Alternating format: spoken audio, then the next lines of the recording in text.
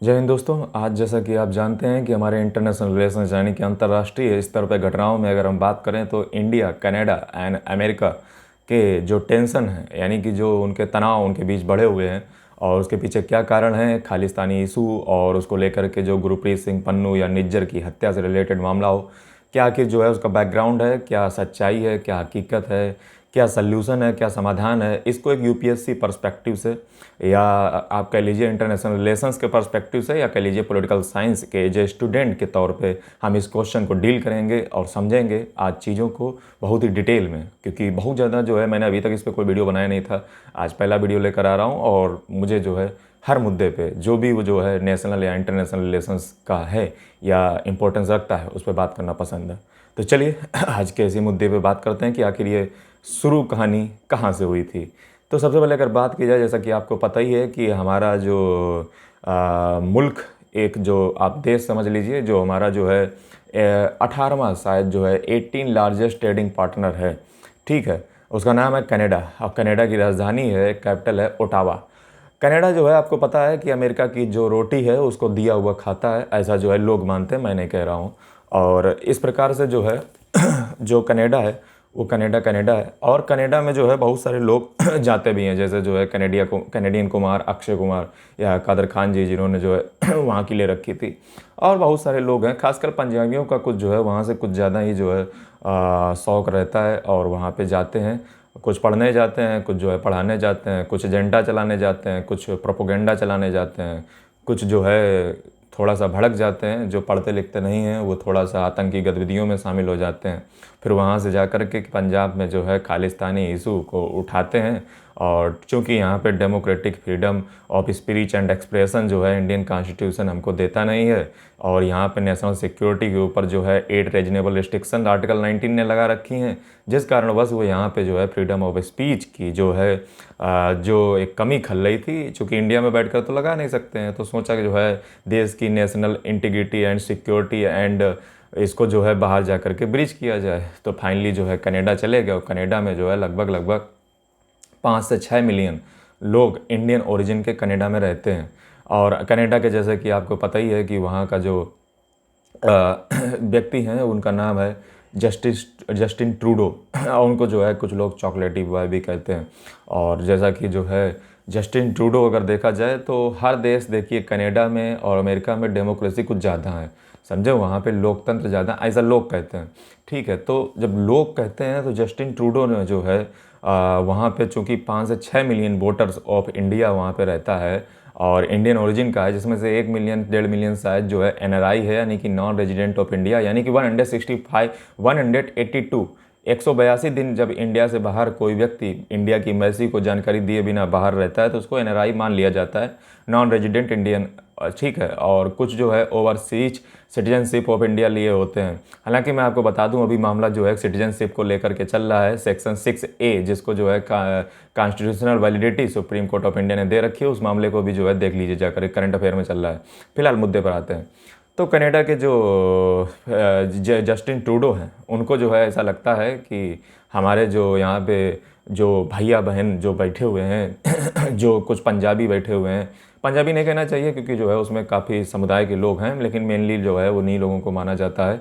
और वो लोग जो है खालिस्तान की डिमांड करते हैं कि इंडिया में जो है एक सेपरेट स्टेट होना चाहिए जिसका नाम खालिस्तान, और वो जो है वही लोग जो है ऑपरेट करेंगे, जिसमें जो है जिसका मेन जो लीडर है जो इसकी डिमांड करता है उसका नाम गुरप्रीत सिंह पन्नू और दूसरा निज्जर है, ठीक है। निज्जर की हालांकि जो है अभी 2-3 महीने पहले शायद जून तरफ जो है निज्जर की हत्या कर दी गई थी कैसे हत्या की गई थी, तो उसमें माना जाता है कि एक निखिल नाम का शख्स था, जिसको हालांकि अब तो चेक रिपब्लिक से जो है गिरफ्तार कर लिया गया है। और ऐसा माना जाता है कि उसी निखिल ने जो है सुपारी जिसको आप कहते हो या कह लीजिए जो है रिश्वत दी थी, जो है जो निखिल है उसने जो है हत्या की है निज्जर की, और उसको जिसने पैसे दिए थे उसका नाम CC1 था।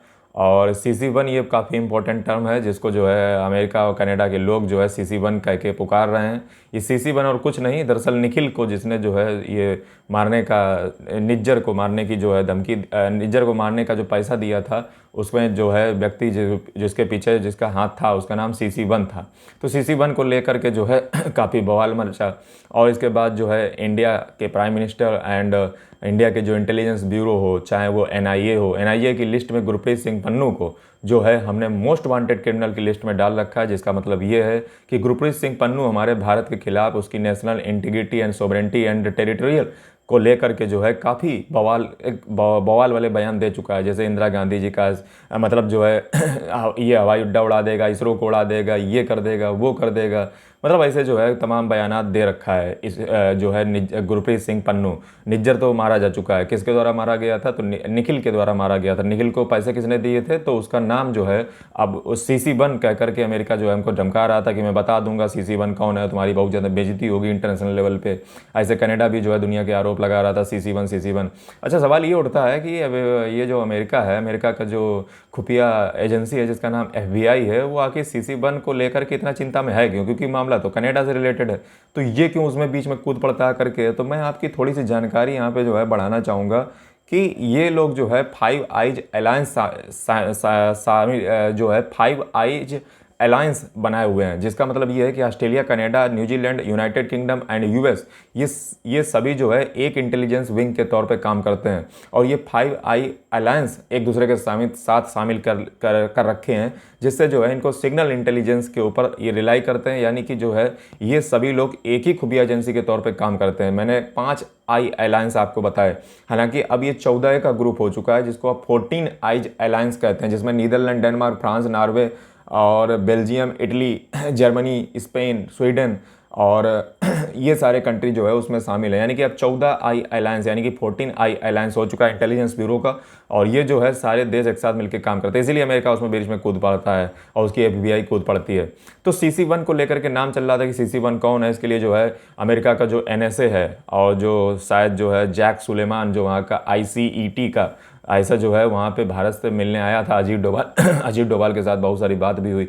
हमारे NSA यानी कि नेशनल सिक्योरिटी एडवाइज़र हैं वो अजीत डोभाल जी हैं, जिनका रोल जो है पहले कोई NSA का पोस्ट नहीं इंडिया में हुआ करता था, लेकिन 19 कारगिल के युद्ध के बाद जो है NSA और CDS यानी कि चीफ डिफेंस स्टाफ की ज़रूरत पड़ी और NSA का पद लाया गया। हालांकि हमारे जो NSA हैं वो काफ़ी एक्सपीरियंस्ड पर्सन हैं जिनका नाम अजीत डोभाल है। उनकी कहानियाँ जो है आपने अक्सर सुनी होंगी और किस्से भी सुने होंगे। लेकिन जब CC1 की बात हुई तो जैक सुलेमान वहाँ से मिलने यहाँ पे आया।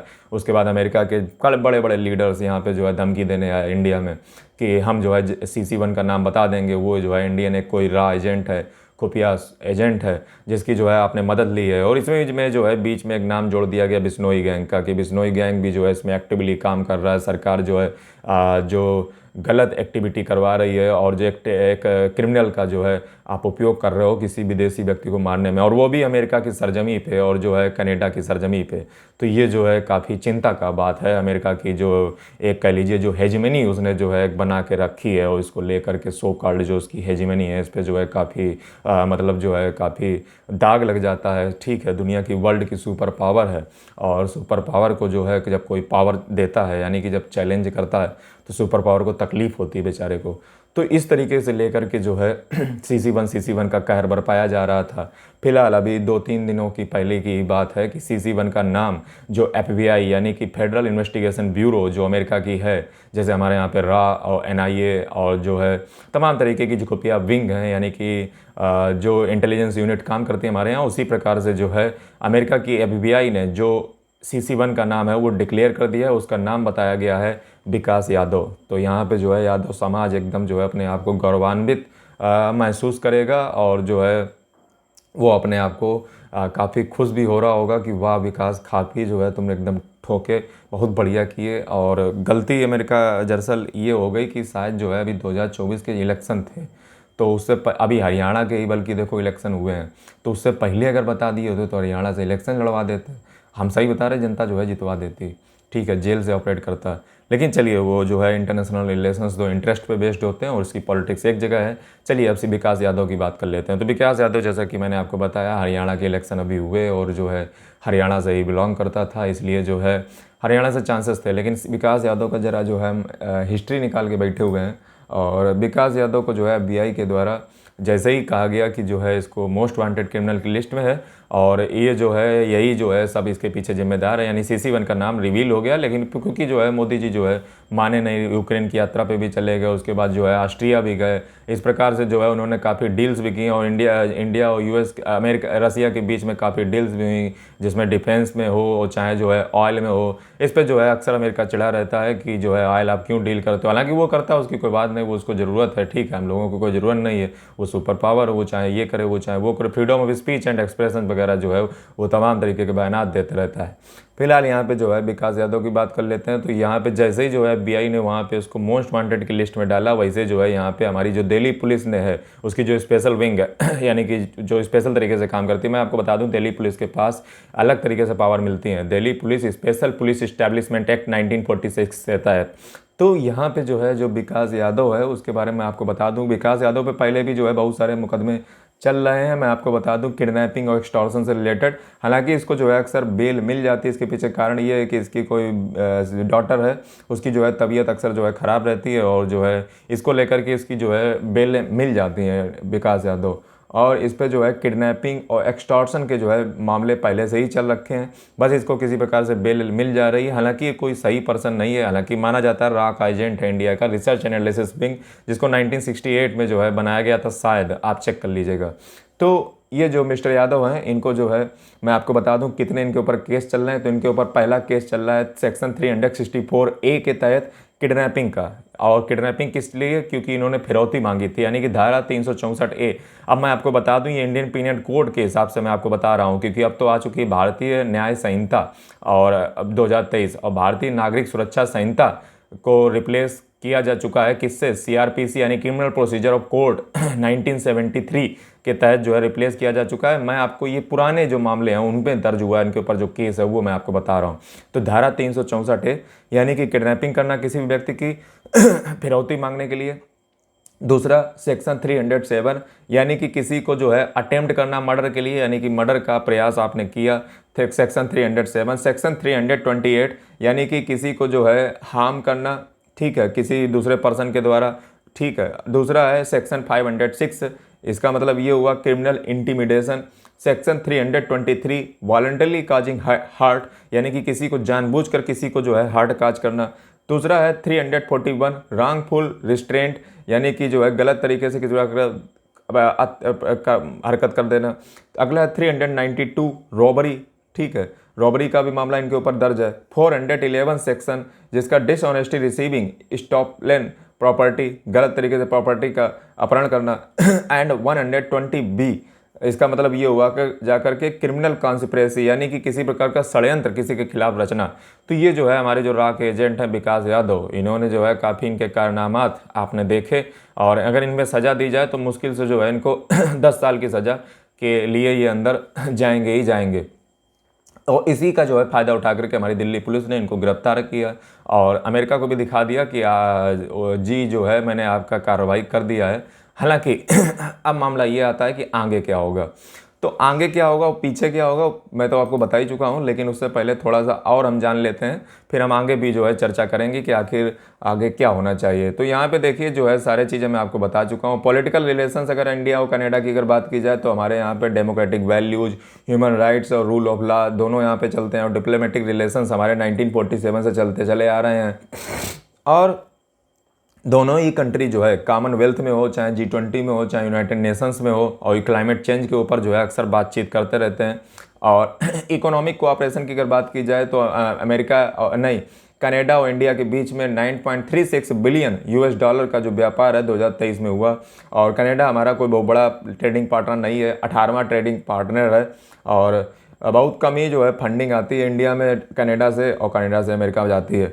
हालांकि इनके साथ हमने जो है नेगोशिएशन चल रहा है कॉम्प्रिहेंसिव इकोनॉमिक पार्टनरशिप एग्रीमेंट पे, जिसमें जो है काफ़ी चीज़ें कवर हो जाएंगी। और डायस्पोरा अगर देखा जाए तो मैं आपको बता ही चुका हूँ। नेक्स्ट चीज़ की अगर एजुकेशन और स्पेस इनोवेशन में जो है इंडिया और इनके बीच में काफ़ी जो है इनिशिएटिव लिए जा चुके हैं, जैसे बायोटेक्नोलॉजी, एग्रीकल्चर में, वेस्ट मैनेजमेंट में, और इसरो के साथ भी काफ़ी जो है कैनेडियन स्पेस एजेंसी के साथ जो है समझौते हो रखे हैं। और 40% of Canada's international student population enhancing cultural diversity, Bharat का 7 में से 1 बच्चा जो है कनाडा जाता है, ऐसा माना जाता है। और न्यूक्लियर कोऑपरेशन में भी जो है 2010 में हमने जो है एग्रीमेंट साइन किया था, 2013 में जो कि इफेक्टिव में आया। और कनाडा के जो है अगर देखा जाए तो इंडो पैसिफिक रीजन में भी जो है हम उसकी काफ़ी मदद करते हैं डाइवर्सिफिकेशन करने के लिए कनाडा की, और मैरीटाइम सिक्योरिटी और काउंटर टेररिज्म के लिए भी हम जो है इम्पोर्टेंट है उसके लिए। और इंटेलेक्चुअल प्रॉपर्टी राइट्स में भी जो है आप मान सकते हो वियना कन्वेंशन जो है हमारे बीच में जो है हो रखी है, और नहीं हो नहीं रखी है। वियना कन्वेंशन जो है एक प्रकार का कन्वेंशन है जो अपने जो है डिप्लोमेटिक रिलेशंस को जो है मजबूत करने पर और प्रोटेक्ट करने पर जो है जोर देता है। वो भी जो है कभी कभी इन्वोक कर लेता है कनाडा जो है। और खालिस्तानी इशू तो हमारे बीच है ही। दूसरा तीसरी जगह देखा जाए तो वीज़ा और इमिग्रेशन इशू भी आ जाता है। जैसे जब भी जो है टेंशन दोनों देशों के बीच बढ़ती हैं तो उससे जो है वीज़ा मिलने में तकलीफ़ होती है, और जो है लोग उनको इमिग्रेंट्स को जो है वीज़ा नहीं दिया जाता है।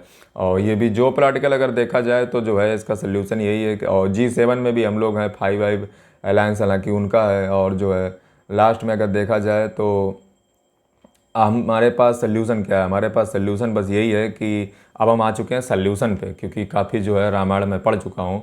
खालिस्तानी इशू को जो है रिजॉल्व किया जाए, और जो इस सेपरेटिज्म की जो मांग है इसको जो है ख़त्म किया जाए। और जब तक ये इशू नहीं सॉल्व होगा, और जो वोट पॉलिटिक्स है, यानी कि जो जस्टिन ट्रूडो जो है इतनी बकैती क्यों कर रहे हैं, इसके पीछे कारण ये है क्योंकि वहाँ पे आने वाले साल में, आने वाले दिनों में बहुत जल्द वहाँ पे इलेक्शन होने वाले हैं, और जिसका कहीं ना कहीं बेनिफिट जस्टिन ट्रूडो तभी खेल पाएंगे जब जो है वो कहीं ना कहीं इंडिया के अगेंस्ट बोलते रहें, और ये अपनी राजनीति को चमकाने के लिए। यानी कि अगर हम मेनली देखें तो अगले 1 साल तक शायद जो है हमें कोई जो है टेंशन में कोई जो है टेंशन कम होती दिखेगी नहीं, क्योंकि जो है चुनाव आने वाले हैं और जस्टिन ट्रूडो अपनी इसी हरकतों पे काम जो है लगे रहेंगे। ऐसा मेरा और दुनिया के विशेषज्ञ जो पॉलिटिशियंस हैं उनका जो है इसी प्रकार का मानना है। नेक्स्ट चीज़ की अगर बात की जाए तो स्ट्रेंथ करे जाए, देखिए दुनिया की बकवास में नहीं है, पन्नू उन्नू को जो है उधर उधर पन्नू को जो है अभी पन्नू का क्या करना वो भी बताएंगे। सबसे पहले जो है हम लोग अपने इकोनॉमिक टाइज जो कॉम्प्रिहेंसिव इकोनॉमिक पार्टनरशिप एग्रीमेंट पे जो काम चल रहा है, चाहे वो टेक्नोलॉजी के क्षेत्र में, चाहे रिन्यूएबल एनर्जी, चाहे वो इंफ्रास्ट्रक्चर के क्षेत्र में हो, उस पर ज़्यादा काम करें, क्योंकि पैसा होगा तो सब खुश रहेंगे, सब चंगा से रहेगा, और आपका भी काम बढ़िया चलेगा, हमारा भी अच्छा चलेगा। दुनिया का कोई चाहता है नहीं ये सब ढोंग पड़ा तमाशा के चक्कर में पड़ना। तो फोकस ज़्यादा पैसे पर करें, ज़्यादा जो है ढोंग तमाशे के चक्कर में ना पड़ें, फालतू में जो अपनी वोट बैंक की पॉलिटिक्स को ना चमकाएं, काम करें, डेवलपमेंट पे फोकस करें, और इससे अपनी पॉलिटिक्स को चमकाएं। वहाँ पे लोगों को अपनी रोटरी स्किल्स के दल पर जो है उनको जीतने का प्रयास करें, पब्लिक ओपिनियन को जो है विक्षिप्त करें। नेक्स्ट चीज़ की अगर बात की जाए तो जो पॉलिटिकल जो इंटरेस्ट हैं उसको भी जो है बैलेंस करें, और जो रिसोर्सेस हैं और तमाम तरीके के जो ग्रुप बने हुए हैं उनमें भी जो है इस मुद्दे को उठाएं, और डायलॉग डिप्लोमेसी, जैसे कि मोदी जी हमेशा कहते हैं कि डायलॉग डिप्लोमेसी से ही जो है सल्यूशन निकलेगा। इस प्रकार से जो है कोई भी सल्यूशन नहीं निकलने वाला है, तभी जो है हम कामयाब होंगे।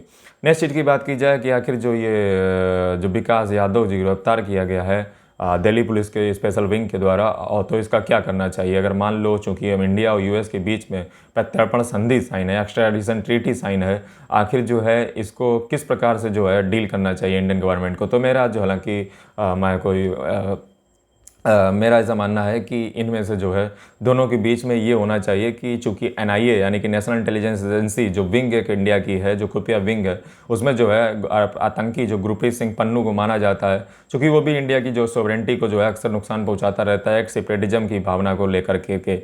और जब अमेरिका में ही कोई भी व्यक्ति जब इस प्रकार की भावना उठाता है तो जो है अमेरिका उसको जो है दबाने की कोशिश करता है, तब अमेरिका का freedom of speech and expression सब भाड़ में चला जाता है। और ये जो है अमेरिका और जो वेस्टर्न कल्चर के जो लोग हैं, जो कंट्रीज़ हैं, उनका जो ये दोगला नेचर है, ये कहीं ना कहीं दिखाता है कि ये जस्ट फॉर हिज इंटरेस्ट, यानी कि अपने सिर्फ फेवर के लिए काम करते हैं। इनको किसी प्रकार की मानवता ह्यूमैनिटी नहीं है। ये सिर्फ जो है जैसा कि जो है मैंने पॉलिटिकल साइंस में पढ़ा रखा है कि जो जस्टिस है, justice is the interest of strong, यानी कि न्याय जो है वो एक जो पावरफुल लोग हैं उनके लिए ही बना हुआ है। और अमेरिका कहीं ना कहीं इस परिप्रेक्ष्य में सही फिट बैठता हुआ दिखता भी है। तो मेरा ऐसा मानना है कि एक्स्ट्राडिशन ट्रीटी के तहत यदि हमें विकास यादव को देना पड़े तो उसकी जगह पे हमें गुरप्रीत सिंह पन्नू को भी हवाले किया जाए, क्योंकि वो भी हमारी NIA की लिस्ट में है। उसके बाकायदा बयानात और भाषणों को जो है हमने बहुत अच्छे से रिकॉर्ड कर रखा है, और उनमें जो है किसी प्रकार का संदेहास्पद नहीं प्रतीत होता है। और ऐसा यदि आप करने में नाकाम है तो इसी प्रकार से जो है धुलाई कंटिन्यू होती रहनी चाहिए, और आगे जो होना होगा वो देख लिया जाएगा। जल्दी मिलते हैं साथ, तब तक के लिए जय हिंद, वंदे मातरम।